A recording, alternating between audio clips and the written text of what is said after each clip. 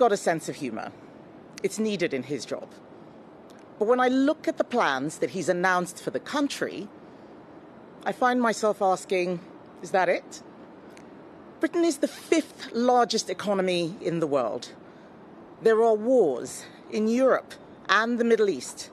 Hostile states are attacking our critical infrastructure.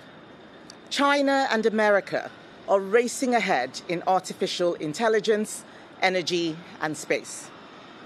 We have a demographic challenge to solve, a borders crisis requiring tough choices. And our new Prime Minister's big ideas are £2 bus fares and £45 off energy bills, when the average bill is nearly £2,000, and that will only last for 6 months anyway. Don't get me wrong, cost of living pressures are real, but the problems go way beyond bus fares and VAT on bills. Families are struggling. Young people are worrying about whether they will ever earn enough to buy a home. Some are leaving the country in search of a better future. Businesses are closing. People are working harder but feeling poorer. I'm sorry, but going by what he's announced so far, Andy Burnham's ambitions for Britain are too small. Big problems need bigger, long-term solutions. Bus fares are expensive because fuel is expensive, energy is expensive, employment is expensive, regulation is expensive. Government has made nearly everything more expensive. But Andy Burnham's answer is to cap one price and send the bill somewhere else. But somewhere else is always someone else. A taxpayer, a business, a family. Someone will pay, and they will pay in higher taxes. Andy Burnham needs to tell us who will pay for those taxes. And if he won't, we should assume it will be the same people Labour always turn to when the sums don't add up. Working people, small businesses, the people who get up early, take risks, hire staff, and try to build something. I want us to be more ambitious than Andy Burnham. Conservatives believe in aspiration. We are looking to the future, yet Andy Burnham is looking backwards, not forwards. Instead of picking up a bus fares policy that Boris Johnson and Rishi Sunak introduced years ago, how about clean, cheap, abundant energy that makes us all richer? How about that? British businesses are paying 4 times as much for electricity as businesses in the US. We're paying twice as much as businesses in Spain. I want British manufacturers to compete with the best in the world. I want our young people to find opportunity here, not feel that they have to leave the country for a better future. Last night, I spoke to an employer, a Greater Manchester employer, who is opening a new factory. Unfortunately, the new factory is not in Greater Manchester. He is opening it in America because taxes here are too high and regulations make it too hard to hire staff. So he is moving jobs where it is easier, and worse than that, he is recruiting our young people to go there. And they are rushing to take those jobs because they can't get jobs at home. What is Andy Burnham's plan to fix this? He doesn't have one. Last year, I announced Conservatives would abolish business rates. Abolish business rates for most of the high street, not just pubs, but shops, restaurants, retail, hospitality, leisure. And more importantly, I showed how I would pay for it. Our new Prime Minister only wants to cut business rates by 20%, and only for clubs, pubs, and music venues. And he hasn't even found the money to pay for it. Look, I like to have a good time as much as the next person, but surely he can do better than that. 4 years ago, a Prime Minister announced policies without making savings to pay for them, and it didn't end very well. Every day, Andy Burnham seems to float a new expensive idea. A national care service that costs £18 billion, building as many council houses in the 1970s, costing £13 billion. On Monday, he said he was thinking about increasing the personal allowance. On Tuesday, he was against it. On Wednesday, he was for it again. Does anyone know what he's thinking today? Because I don't. He doesn't actually know what he wants to do. He is thinking out loud. All we know is that it is going to cost a lot of money. So I want to be very clear. Andy Burnham needs to rule out tax rises to pay for his spending spree. Rachel Reeves raised taxes, and we saw what happened after that. Employers stopped hiring and jobs were lost. Andy Burnham will repeat Rachel Reeves' mistakes if he raises taxes again. And we all know what he will say. He will pretend he is only taxing the rich. The truth is, he will punish the engineer whose factory is never built, punish the apprentice whose job never exists, punish the family whose bills rise yet again. This is what Labour never understands. Money needs to be made before it can be spent. Businesses are not cash machines for politicians. Conservatives understand that businesses are where people work. They are where wealth is created. They are what pays for everything else. Andy Burnham needs to do better. He is behaving like he's still the mayor of Manchester. He is now the Prime Minister of the United Kingdom. He needs to start acting like it. When you're the mayor of Manchester, you are handed a big pot of someone else's money and you decide where to spend it. I'm sure this is great fun. It can make you very popular, but it is not the same as being Prime Minister. A mayor doesn't have to fund the army. A Prime Minister does. Right now, even his Chancellor has said the Defence Investment Plan is £8 billion short. We don't know where that money is coming from. 3 months away from the next budget, there is already a growing hole in public finances for the new Chancellor to fill. Andy Burnham seems to have no interest in cutting spending, no interest in cutting the welfare bill. I made an offer to him to help get welfare cuts down in Parliament. He replied to my tweets about his T-shirt, but he didn't reply to my letter about defence. We have seen this movie before. Tax rises are coming. I have bigger ambitions for our country. I have an optimistic vision for Britain. If we want to be a richer country, a country where the cost of living doesn't bite so hard when tough times hit, we need to create wealth, not destroy it. My vision is grounded in reality. It is honest about the trade-offs we will have to make to deliver this richer, more prosperous country.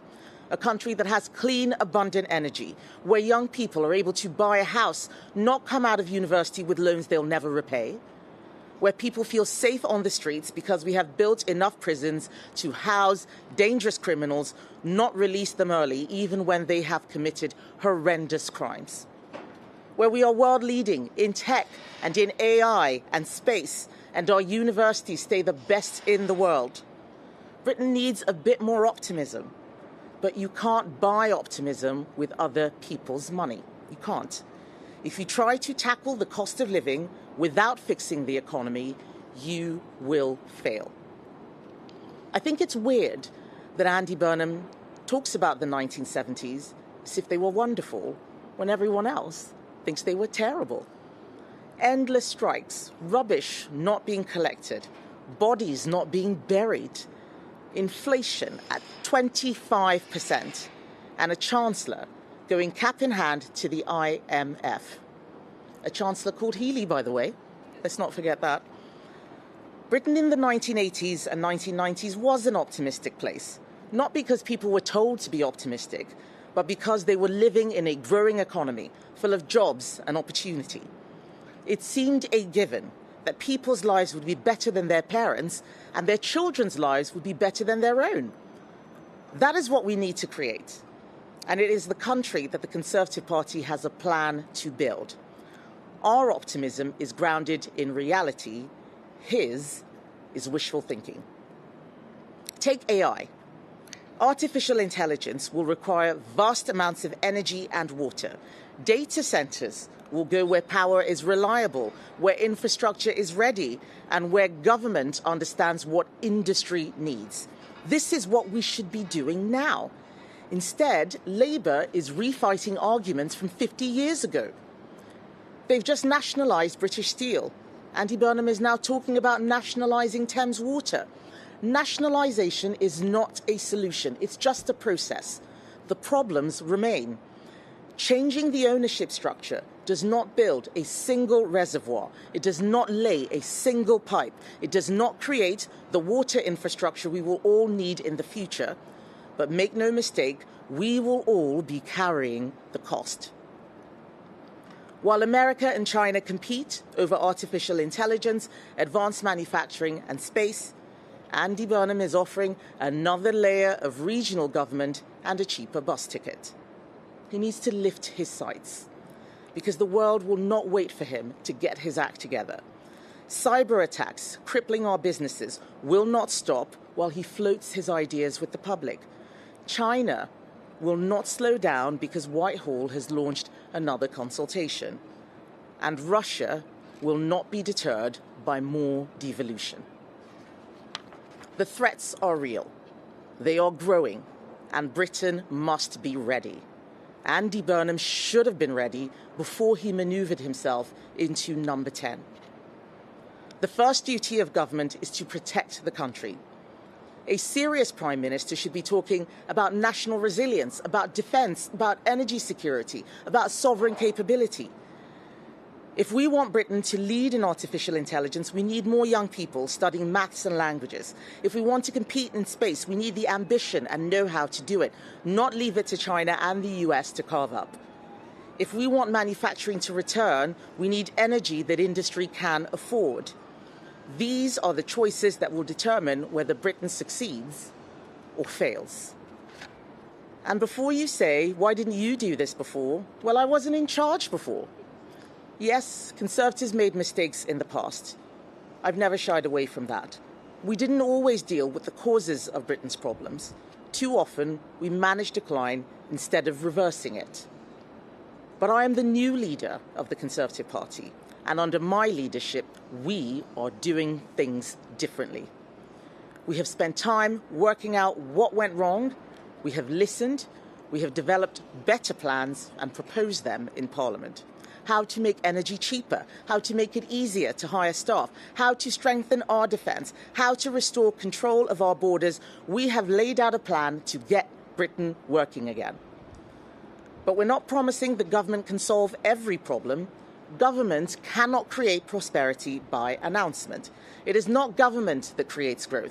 It is business that creates growth. What government can do is create the conditions for people to succeed. It can get taxes down. It can remove needless regulation. It can secure affordable energy. It can defend the country. It can restore order. And then it can trust the people to build, to generate jobs, to create growth. That is our ambition. That is our plan.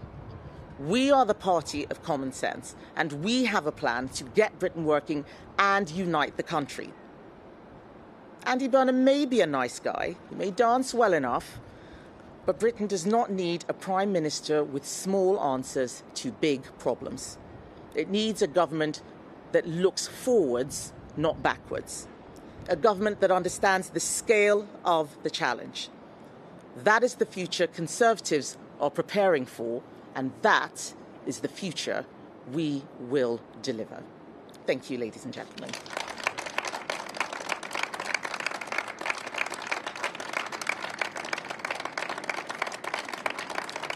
Thank you. I'm now going to take questions from the media. I can see some of you squinting. I hope you can all see me. Not everybody's got sunglasses. I'll try and move quickly if that helps. Let's start with Harry Horton from ITV. Thank you very much. Harry Horton, ITV News at the back here.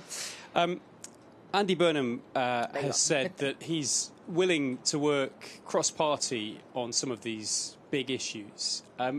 Is that something you're willing to engage in? Will you work with this government to tackle some of the big issues that you've just talked about?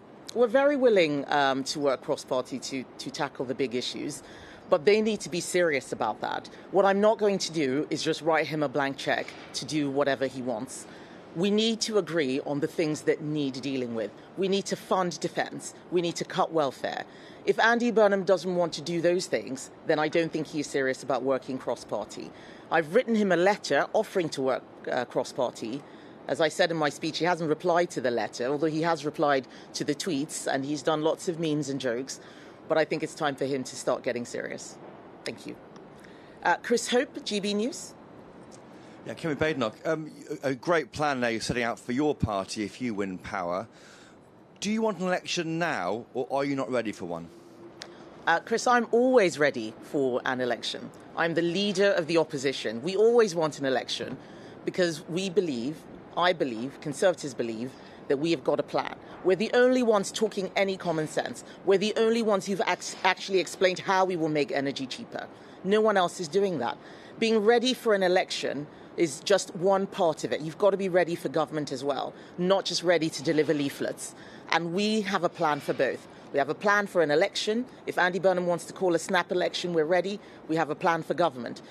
But I have said that if he's breaking away from Labour's manifesto and not funding defence, then he should call an election.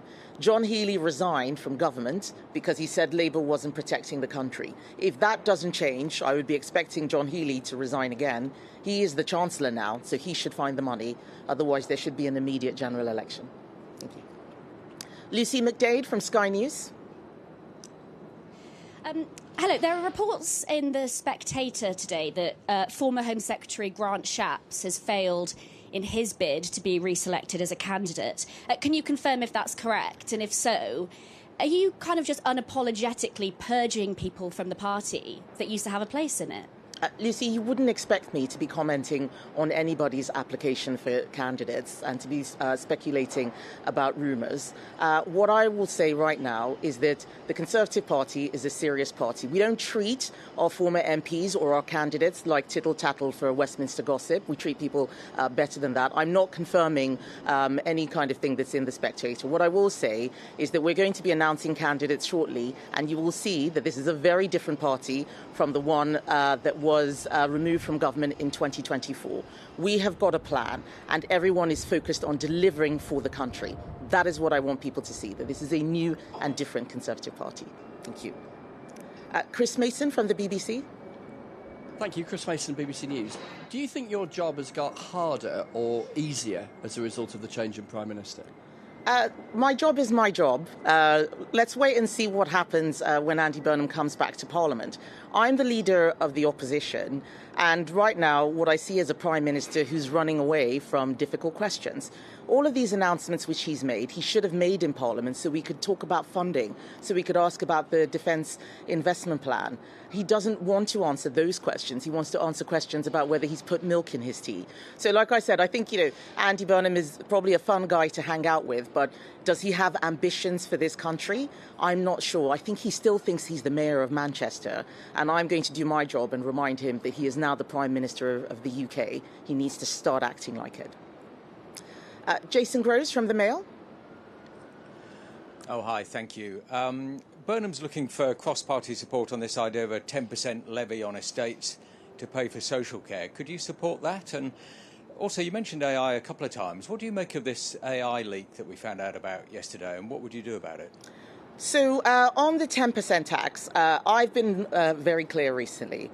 My principle is that people who've worked hard and saved their money shouldn't have to pay for social care, while those people who chose not to save then get it paid for by the state.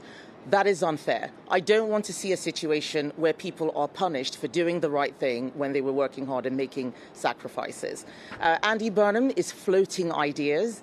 This is not a clear plan. It's very hard to say whether you support anything he says. He's not explaining where the money will come from for the announcements that he's made today. For example, when I made a business rates announcement, which was broader, I explained where the money would come from.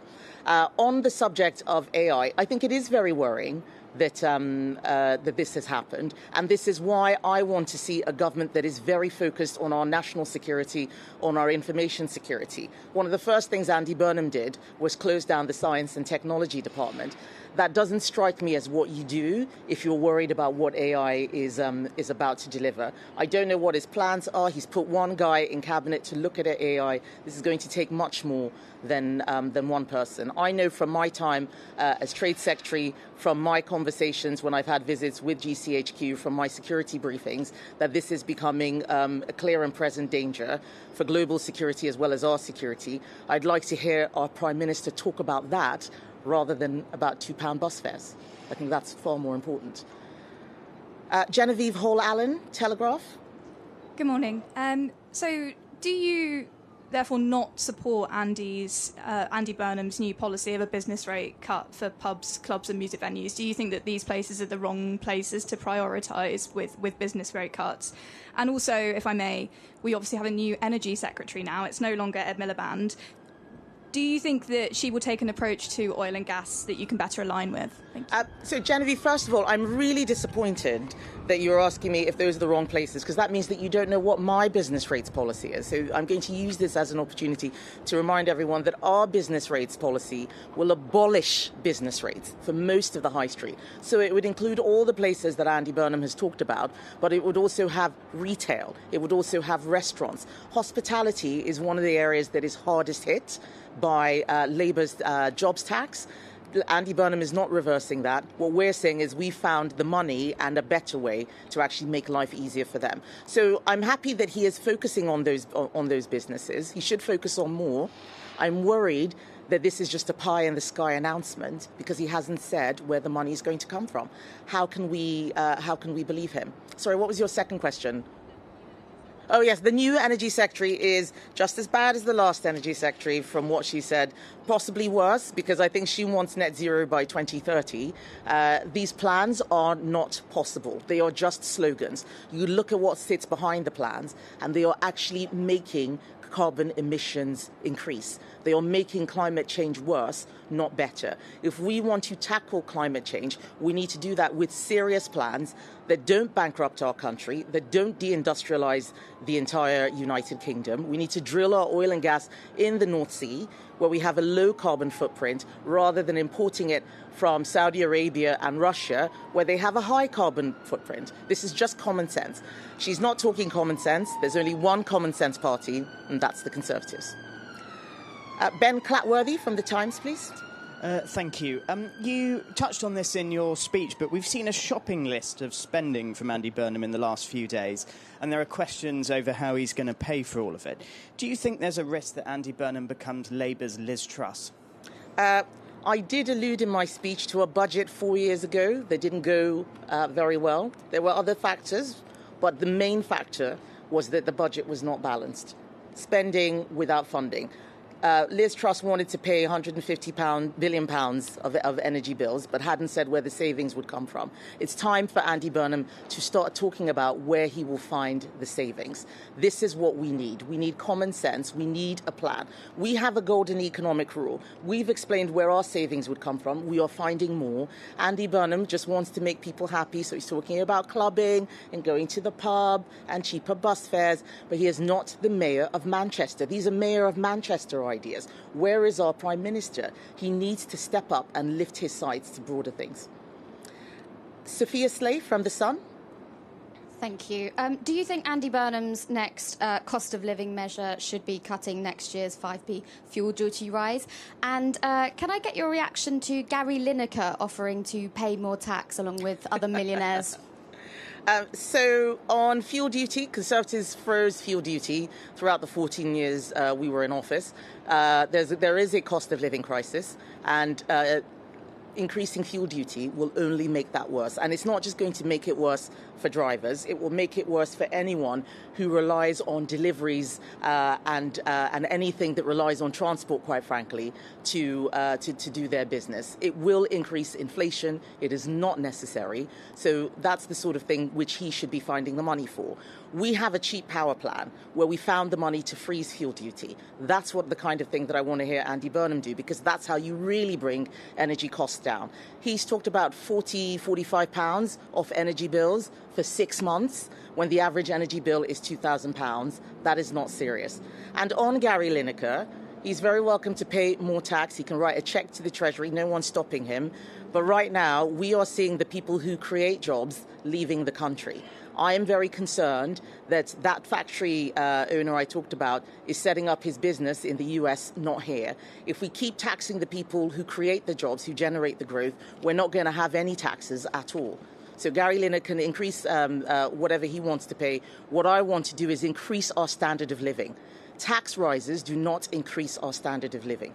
Backing business so that they can create jobs and create growth will increase our standard of living. And that's how you deal with the cost of living, which was the first question that you asked. You can't deal with the cost of living by just giving £2 off here and £30 off there. You're just you're looking at the symptoms. You're not looking at the root cause. The root cause is that people aren't working. They're on welfare. We need to deal with that. Energy costs are too high. We need to deal with the root cause. Drill our own oil and gas in the North Sea. Get rid of net zero levies that are bankrupting the country, rather than just pennies here and there that won't really deal with the cost of living or the standard of living. Noah Hoffman from The Spectator, please. Thank you, Kemi. I was wondering, of Andy Burnham's new cabinet appointments, who you find the most terrifying. And secondly, you said that you love to have a good time. Do you have any holiday plans, or how will you be having good times this summer? They are all equally terrifying. And they are terrifying because I think apart from one or two people, everyone in Andy Burnham's cabinet has come from a charity, third sector, trade union, or worked for a Labour MP background.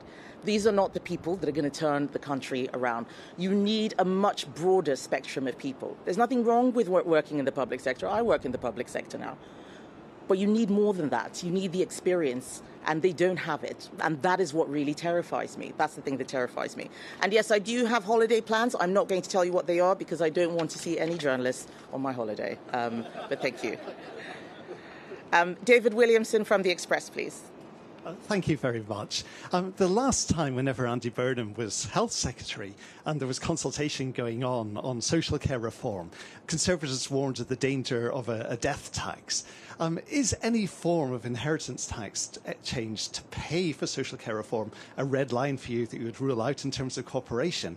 And also, early releases are very much a concern in the news at the moment.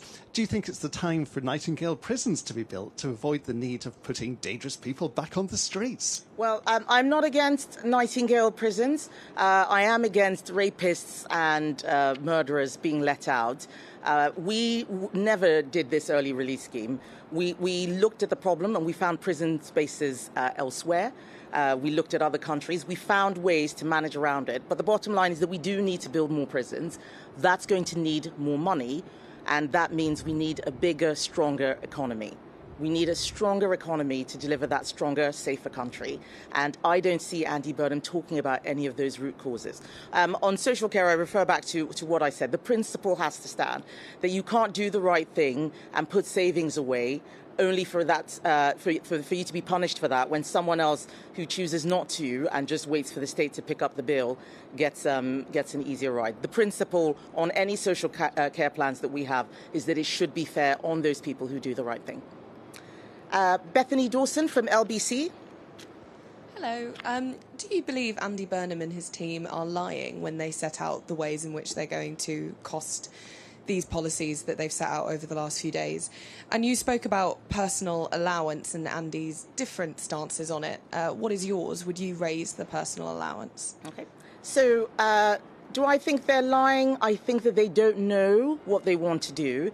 I think he is one of those people who thinks campaigning is the same as governing and winning an election is the same as running a country. You listen to what he says, it's all about Makerfield. What about the rest of the country? Yes, he's the MP for Makerfield, but it seems like he wants to divide Greater Manchester from everywhere else. I mean, Scotland is unhappy, Yorkshire is unhappy, London is unhappy, Cornwall is unhappy. He is not governing for the whole country, he's governing just for his constituents because he didn't have a plan beyond his constituency casework. I don't think that that's what we need in a Prime Minister.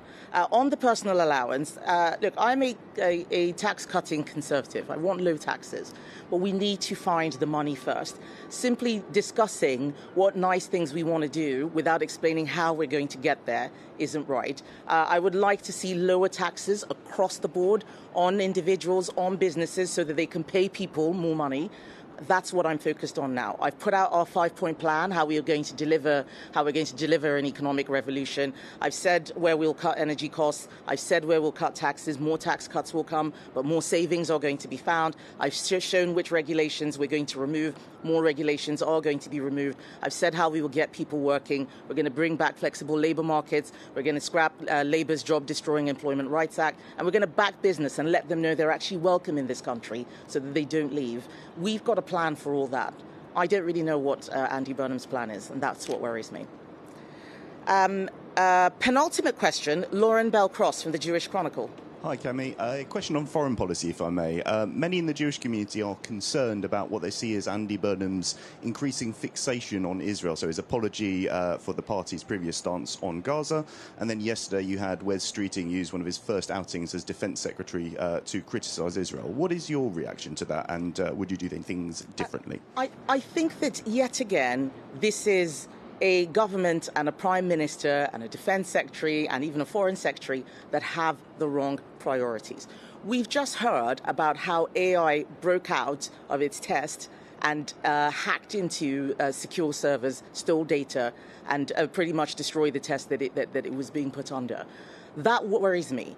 This excessive focus on what's going on in Israel and Palestine is because that's what their backbenchers are concerned about. I have had my security briefings. I remember as Trade Secretary how important the relationship with Israel was, whether people like it or not. There are British citizens alive today because of intelligence that Israel gave us. I am very worried about a lack of cooperation because this government wants to please its backbenchers. They need to do what is right for the country, not what is right for the Labour Party. And right now, Andy Burnham seems to be managing the country for the Labour Party, not for the United Kingdom, and not for the people of the United Kingdom. I think that's completely wrong. And final question, Millie Cook from The Independent, please. Thank you, Kemi. Nigel Farage is facing pressure over his finances, and Labour has been lagging in the polls for a while now. Why aren't the Tories out in front, and why are voters not flocking back to your party? Because voters haven't seen that there's an election yet. They're looking to see what this new Prime Minister is going to be like. Nigel Farage is fighting a by-election to get the job which he had just a couple of weeks ago. I think he's showing that he is not serious. But voters flock in an election. I think looking at polls just give you a snapshot of what people may be thinking. They're not actually what happens in an election. And I always remind people of the 2017 election when I became an MP for the first time. We were 20 points ahead in that poll and we lost our majority. What's important is the plan you have for government.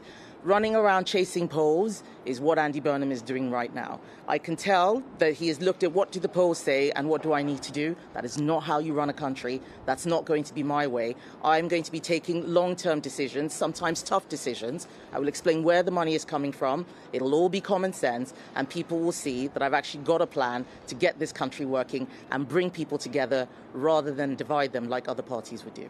Thank you. Oh, yes, sure. Yeah. So question from The Guardian. Wait for the microphone. Just two very, very quick things. When Andy Burnham was Greater Manchester Mayor, the growth rate in Greater Manchester was in general considerably better than the UK average. Do you think he was just lucky, or do you think it was partly what he did? And then the second very, very quick one is that You recently give quite a few speeches and interviews where you say the Conservative Party under you is quite considerably always moving further towards the right. I'm told every time you say that in Lib Dem HQ a kind of cheer goes up because they think that their blue wall seats are now, the 60 or so seats they won from you last time are more and more safe. I understand you want to make the party own your own image, but do you worry that image, or at least perhaps the messaging, is a bit too narrow to have the coalition of voters you need to win? Okay. So on the first question, I don't think Andy Burnham was lucky, but I think that people like Howard Bernstein had actually done the hard work to put Manchester in a better place. Andy Burnham was a successful mayor of Manchester because George Osborne pretty much imposed that devolution settlement on them. And some of the things that he did do there are not the things he's talking about for the country. The things that helped Greater Manchester were supporting business. And let's be honest, a mayor just spends the money that he's given from central government. He's not raising that money himself.